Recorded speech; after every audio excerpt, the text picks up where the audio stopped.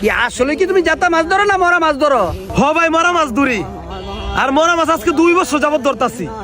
মানে সোশ্যাল মিডিয়াতে 2 বছর যাবত, আর বাস্তব জীবনে মরা মাছ আমি 7 বছর যাবত ধরতাছি। এখন আর দূরি না, এখন বড় লোক হয়ে গেছি। কি ভাই, হাওয়ার প্রাকৃতিক ভিডিও গুলা ভালো লাগতো না? আপনাদের মতো কিছু লোকদের কারণে এখন মাছ ধরে ছেড়ে দিছি।